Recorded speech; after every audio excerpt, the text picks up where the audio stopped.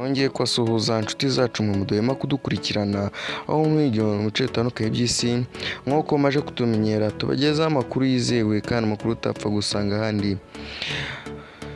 Tunyarukiye mu karere k'ibiyaga bigari muri Repubulika Demokarasi ya Kongo, biravuga ko umutwe wa M23 ukomeje kumashwaho imvura y'amasasu ndetse n'imvura y'amabombe n'igisirikare cya FARDC, dore ko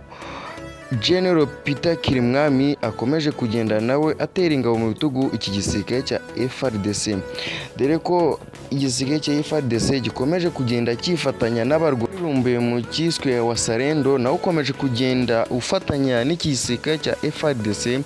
guhashya uyu mwanzi wabo ariwo M23. None amakuru tugezwaho n'ikinyamakuru cyo muri Repubulika Demokarasi ya Kongo aratangaza ko ubu ngubu umutwe M23 gushaka kwigarura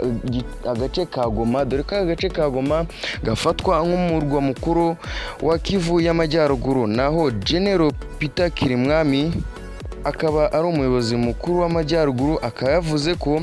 bitabaho ko uyu mutwe M23 wakigarurira aka gace ka Goma. Bikaba bivuga ko izi nyeshyamba za M23 zerukwa kubona mu gace ka Mushaki. Kongeye kuvuga ko ingabo za EAC zikomeje kugenda zivuga ko zigiye kuva muri iki gihugu cya Repubulika Demokarasi ya Kongo kubera ko ziri kubona ko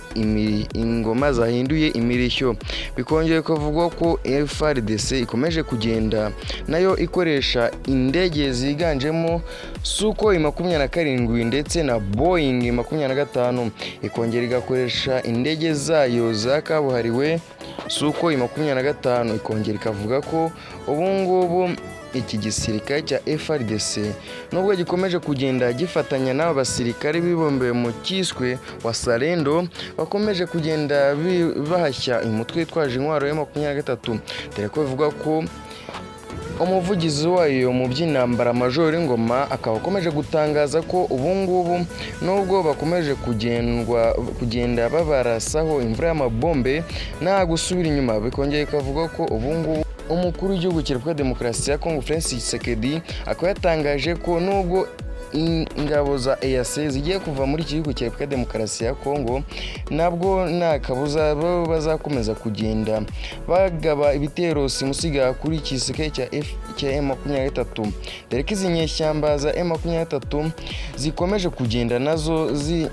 ziteza umutekano muke muri iki gihugu cya Repubulika Demokarasi ya Kongo, cyane cyane muri Burasirazuba bw'iki gihugu. Bikongera bikavuga ko wahoze ari umuyobozi wa Kivu y'Amajyaruguru General Constant Ndima akomeje kugendwa nawe ashinzwa mu rupfu rw'abaturage bahigaragambirizaga, dore ko akomeza kugenda avuga ko nta ruhare yabigizemo. Bikongeye kuvuga ko dore ko uwamusimbuye kuri uwo mwanya ari we General Peter Kirimwabo, akaba ari nawe ubu ngubu uri kugenzura muri uyu majyaruguru ya Kivu y'Amajyepfo, dore ko ubu Peter Kirimwabo akomeje kugenda afatanya n'abasirikare ba FARDC guhashya umutwe witwaje intwaro ubona mu gace ka Mushaki.